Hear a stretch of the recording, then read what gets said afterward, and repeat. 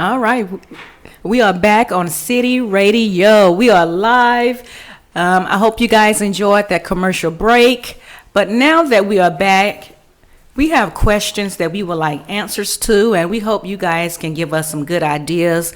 Because when you spoke about Delegate Mercer, about the jobs and about those contractors and those builders who are coming in and building up on various lands and properties, and you say that it's not a diversification in their organization. So do you think, or do you know how we could make sure that it is regulated by the state and by the city, that they are hiring those capable individuals and they are giving jobs to every person?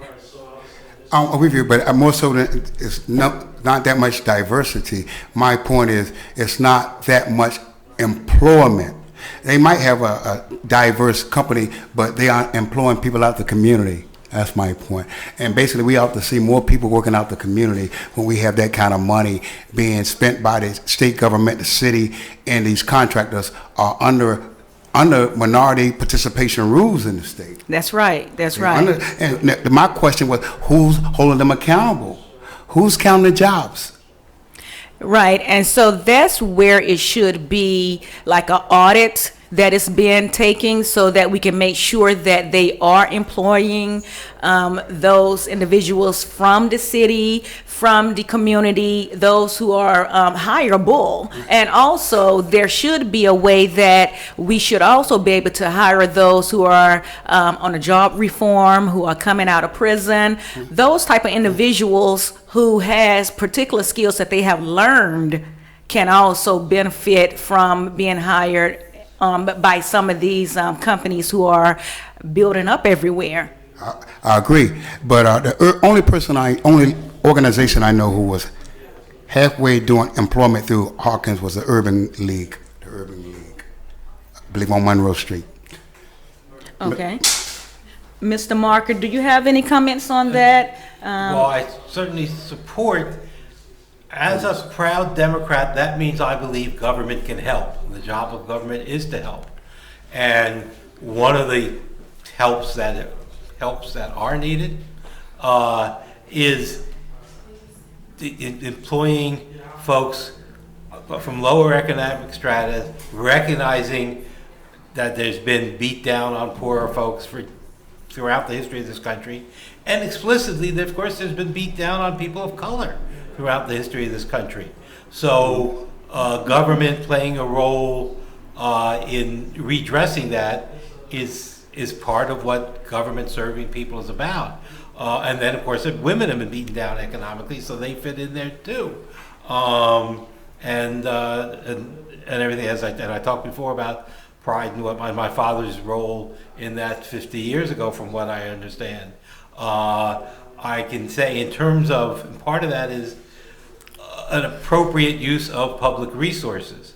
And I'm proud to say one of the things I've done in the years I've been around, I was founder and president of Marylanders for Sports Sanity. That was this group that led the citizen fight to not spend $200 million, that became $400 million on stadiums. Now, Camden Yards is a wonderful stadium, compared to whatever, but lots of money was spent and helped make public subsidy of sports teams a thing. And I then thought then and think now there's higher and better use of public money, and that would be to meet the need, whether it's better schools, whether it's serving people reentering from prison, whether it's cleaning the air so that we and our children can breathe, whether it's better public transit. And by public transit, by transit I include bicycling and walking. I do a lot of bicycling. I'm the living proof you don't have to be young and skinny to do a lot of bicycling. So all those things fit together to serve people better. Yes. Thank you for that great response. So let's talk about the educational system.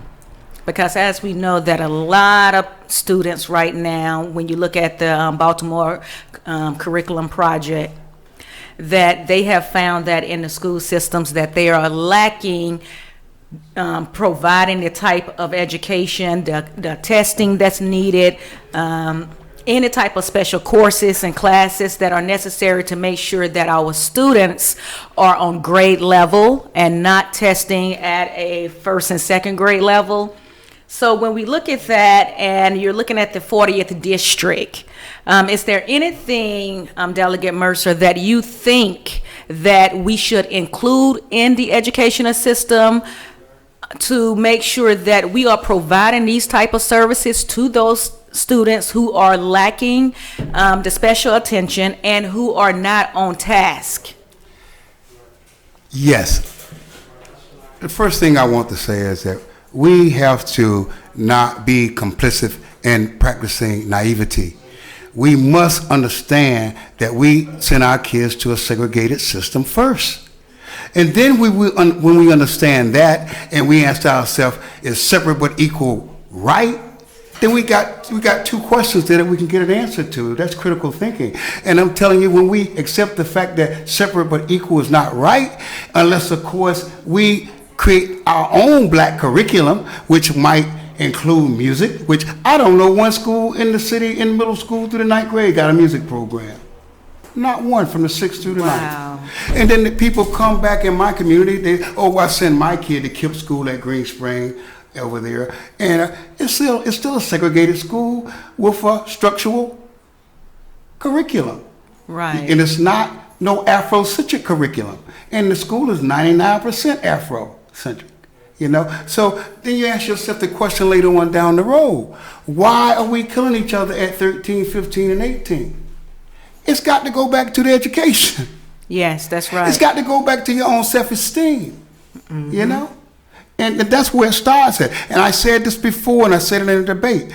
The template for education is Puget's theory on the cognitive development, and that goes from birth to 3 or birth to 6, and it's Ertson's theory on personal and social development. Those are the template on educational psychology. And if you don't get the kid from birth to 6 years old, you already done dropped the ball.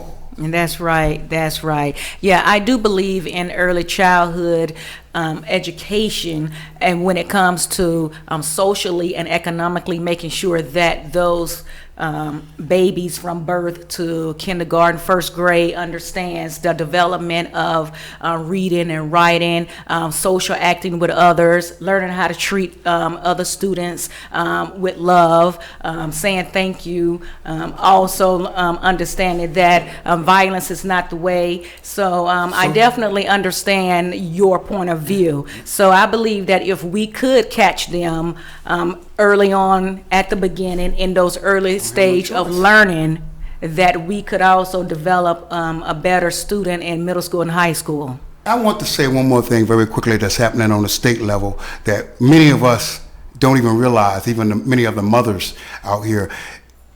The state is actually trying to drive all family daycare businesses out of business.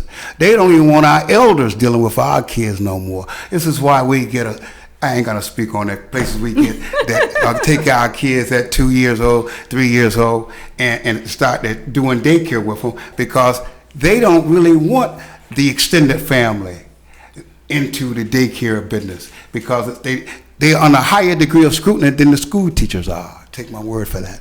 If I can talk a bit on children, before I worked for the state for 20-some years, my last job, I did hundreds and maybe thousands of SINA cases, child in need of assistance cases, representing usually the abuse, where the issue is the parent unable and or unwilling to take care of the child.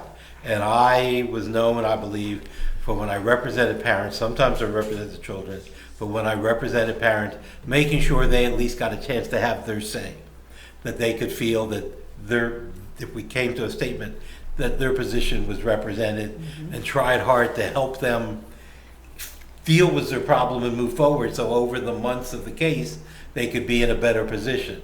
So I had that. I'm not going to claim to be an educator. I'm the son of a teacher. My wife was a teacher. My sister-in-law is a teacher. Her daughter is a teacher. So without them sitting here to give me crib notes I'm not going to try to say I have the answer for education. But if we dealt with the financial ramifications through my tax plan, we would have much better resources to deal with. I am proud that when I was the president of Citizens of Pigtown, even though I have no children, that I was active in the school improvement team at Diggs Johnson Middle School. As I recall, I picked that one to be more involved with because I thought if I all of a sudden became a parent at that point, I thought maybe I could send the child to the local elementary school. But the middle school, from what I heard, no. So I wanted to try to be involved in that middle school. And I went to many meetings and participated and have done a few things in classrooms. And so schools are fundamental. Can't forget our seniors.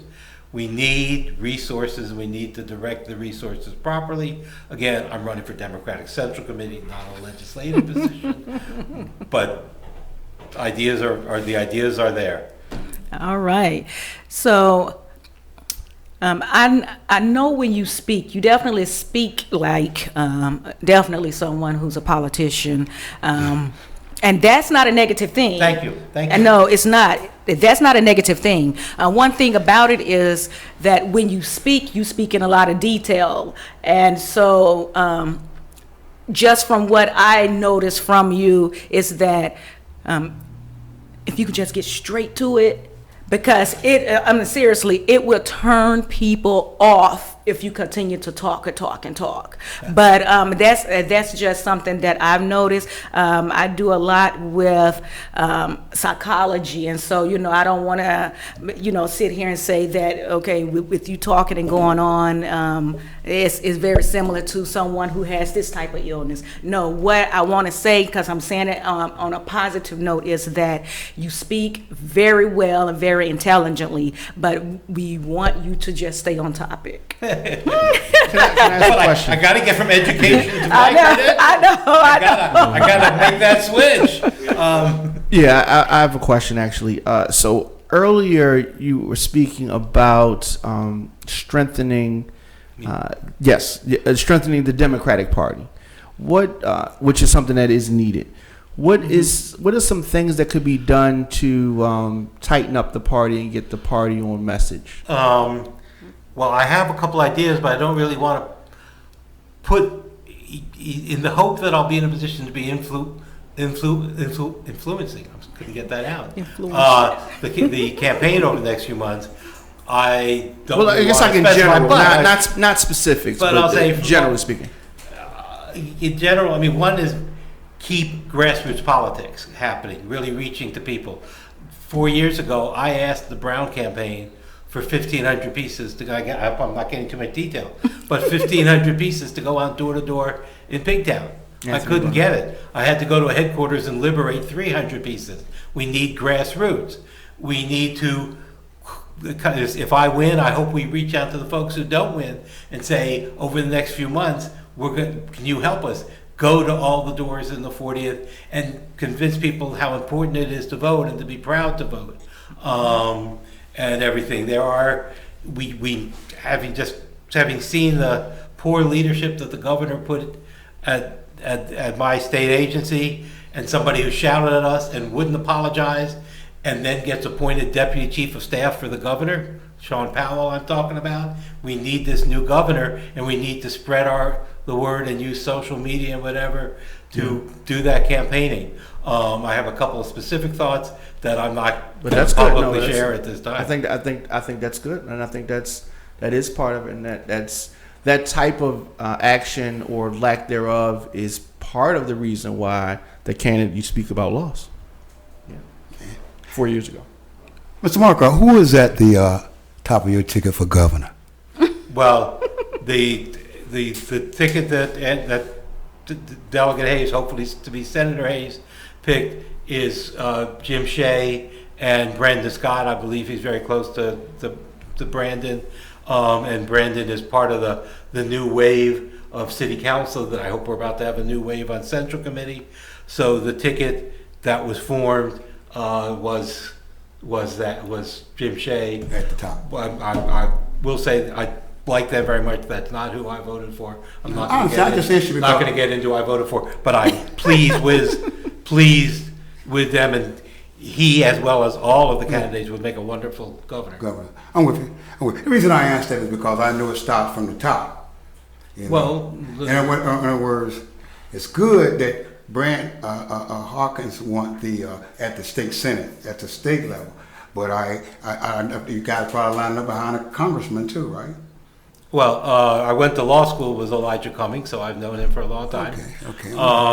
And I don't think there's any question that he, not only that he will win, but that he should win. He's a leading against, and again, I try not to focus on Mr. Trump because he is the result of the anti-democratic party's efforts for decades. They didn't quite want exactly him, but he is the product of their activities. And when he leaves the scene, may it be sooner rather than later, we still need to be opposing the anti-democratic party. So, and I got to that now. Where was I going to the question? I'm sorry. You answered my question, because all I wanted to know was who was at the top. And I know you support Ben Carton, so I know where you're at with things. Yeah, it was. But yeah, no. I'm not going into. I supported for governor, but any one of them, Larry Hogan deserves to lose because of how he's governed.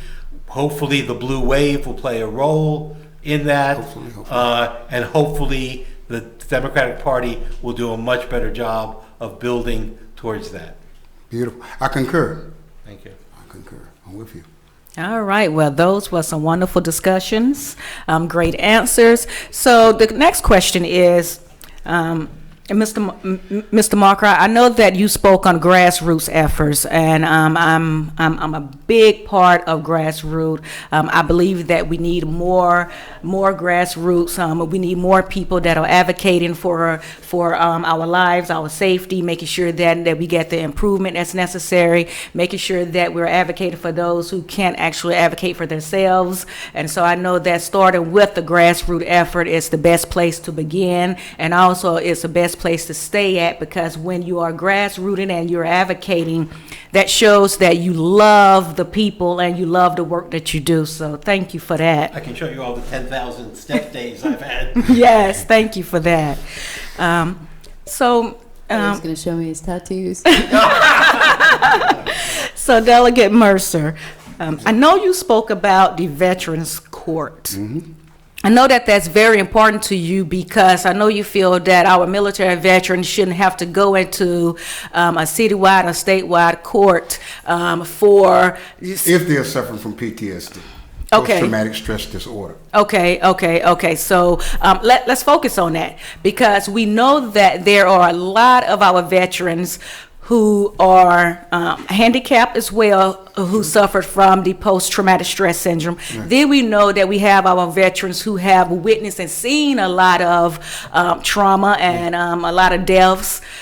So we just want to make sure that those individuals who are suffering from the post-traumatic stress disorder are treated with love, care, and concern, empathy, and making sure, yes, and making sure that they are treated, on a separate level than just put them in the same community realm as the other ones who basically have a good idea of what crime they've committed, what they've done, and who don't actually have a mental illness. But when it comes to the military ones, you want to make sure that we are protecting their rights. And you hit the nail on the head there, and that's what I'm advocating towards that end. But Michigan already has a veterans court, so Maryland wouldn't be the first one. Right. So Michigan does have a veterans court, but it would have to be, declared by the governor or the attorney general. In reference to the veterans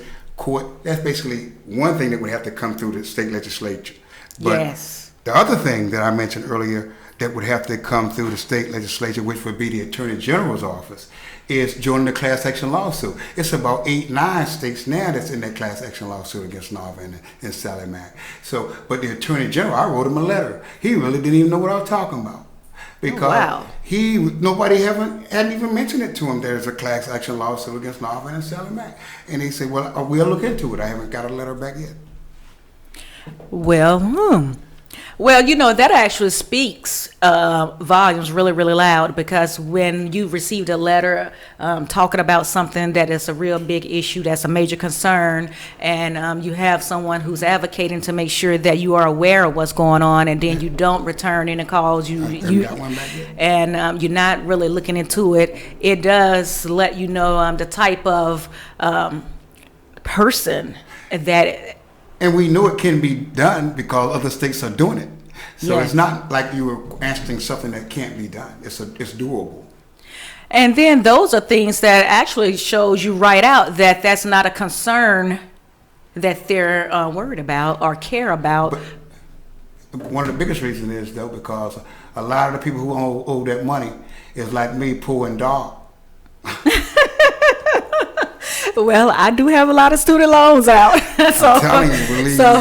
so I need help as well. I'm with you. So I do hope that we are able to get the help that's necessary, that we pass the lawsuit, so that we can make sure that we are protecting the rights of our minority students who have those high student loan rates, and who are right now struggling to pay those student loans. Because a lot of people don't know that you can ask for a forbearance on those student loans, but then you still have to pay the taxes on it. You still have to pay the late fees on those loans. And then with all of those fees racking up, it's making your loan even much higher. It follows you to your grave. It does. Yes. It follows you to your grave. And of course, a lot of the student loans were for Trump University and other things that were set up just to get that government money, not to really worry too much about turning out an educated product. Yeah, I heard about that as well. And so there was a lawsuit that he had to pay for that money that he had used, and didn't really have any educated students from the program. So, we know that there's a lot of deception and fraud, that a lot of educated, I want to say, organizations who proclaim to be giving out education, training workshops, giving you certificates. That's why you have to make sure that those are nationally accredited programs, instead of, just going off of a big name. So I think that's what that was, because the name was Trump. People was into it. Guys, we're starting to run down our time here at Radio on Fire, and we're just so grateful to be here. This is our first real recorded show for City Radio. So we really consider this an experiment. Thank you. Great to meet Christy. I think you're wonderful. Thank you. Actually shocked that that Bill Marker next to me is on a ticket for the somebody that Tim Mercer, my co-host, is running against. I honestly did not know that. We all on the same city. We're not running for the same position. Well, understood. But it's So in the anyway, same district. I find that all the more interesting, and yet we really need to focus in the future on what the real issues are in our experiences every day that make up the city. Yes, there's policies. This show is produced in part by AMN Global, by Cortez Elliott, who went to the University of Baltimore and is a master's in policy. So I don't begin to understand, all the details of how the city works, but that's what the show is about. It's about us learning about that, learning about people, learning about people's experiences, and hopefully we can try this again in 2 weeks. In fact, it'll be July 9th. If anybody's interested in being on the show, give me a call, 667-207-1378. I'm going to pass it over to Tim Mercer one more time. So Timothy Mercer for the 40th Legislative District. Tomorrow is June 26th. Thank you. I appreciate it. And Mr. Marker, thank you for being here also, because we're on the same team. We're fighting for the same understanding. And I love you. Towards that end, I want to, and you gave me a point earlier, which is my point now. You said grassroots. That's my whole campaign, grassroots, bottom up, because I know for a fact it's bottom up reform, top down remediation. That's the only way we get to where we got to be holistically. But I wrote this here up. It's called Oath Towards Empowerment, and this is for the grassroots people in the 40th Legislative District, because I need every slinging finger tomorrow. And I want you, if you hear this and it resonates with you in any way, I want you to get out and do a motivated, enthusiastic job for myself. It reads Oath Towards Empowerment. It reads, in the United States, there is only two means to obtain power: organized people or organized money. These two are the only means by which power can be yielded in a capitalist society. In order to have a seat at the decision-making table, it is imperative that this be perceived. My objective is to organize just 200 grassroots citizens who believe that elaboration, talking about it, and collaboration, working on it together, resolve all problems. These citizens will affirm that what we need to be successful would be 200 strategic, critical thinking, decentralized, micromanaged advocates who understands that organizational capacity must not be compromised in his or her effort just to organize 50 votes, of which 8 should be absentee voters, the other 42 should be early voters. It is your obligation to create a pre-existing relationship with your neighbor, high school, a church, a senior citizen, community groups, or other organizations in your district. And we must offer reinforcers that are meaningful to the voter, parenthesis, charisma. Good morning, good evening, have a nice day, you look nice today. God bless you, charisma. It is important, brothers and sisters, that you lay the groundwork now and stay under the radar. But understand, brothers and sisters, I need you to want to be an advocate. However, you must believe that you are an advocate. 50 times 200 equals 10,000 that'll control city council, that'll control the House of Delegates, that'll have a large say in who get to be mayor. That's power. Without you giving me one nickel, that's power. God bless you, and thank you for your listening ear. I pray for your sincere heart, and I beg you for your vote tomorrow, June the 26th. This is Timothy Mercer, 40th Legislative District. Thank you. Please like us on Facebook at City Media Baltimore and leave comments or via the Radio on Fire site. Lastly, I want to give a special thanks to Belinda Mercer of Positive Image of Love Childcare. We love you, Belinda Mercer, and thanks again to Bill and to Christy and to Cortez Elliott and our friends at Radio on Fire.